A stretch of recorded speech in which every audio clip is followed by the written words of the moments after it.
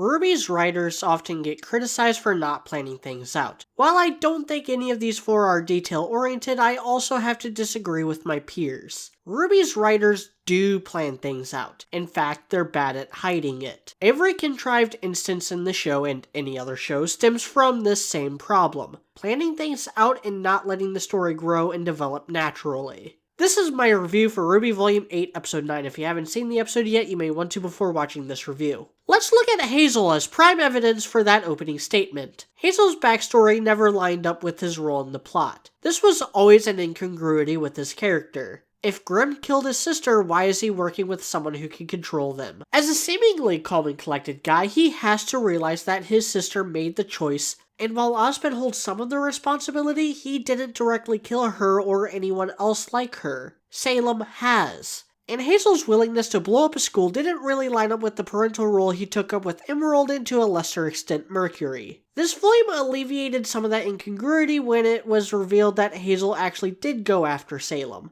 And while that fits his character as we are told, it still doesn't line up with what he's done throughout the series. Turns out the reason they gave him that backstory and that motivation was to set up him as the one who actually saves Oscar, another person Hazel sees as an innocent child dragged into Ozpin's eternal chess match against Salem. They made his presence throughout volumes 4 and 5 completely nonsensical because they really wanted a moment where he tries sacrificing himself against Salem. As much as I enjoyed this, it is symptomatic of a flaw that can be found in most long-running stories nowadays, and needs to be addressed. The more you try meticulously planning out the story, the more contrived it's going to feel when you miss some of those middle steps. A lot more happened in this episode, but it is all superseded by the aforementioned string of scenes with Hazel. Emerald has finally gone through her face turn. She was never loyal to Salem, so it'll be interesting to see what happens when she runs into Cinder again, seeing as how Cinder has also denied loyalty to Salem. There's a lot of questions surrounding Neo and Oscar that'll undoubtedly get answered soon. Yang has found herself on my shit list recently, but it was nice to have her acknowledge Summer Rose as her mother for the first time in the series. And the bits with the Atlas military reminded me that nobody working on this had any idea how military formations work. It was overall another enjoyable episode, but one I wasn't as into as the last few. I'm Mediocrity4, thanks for watching.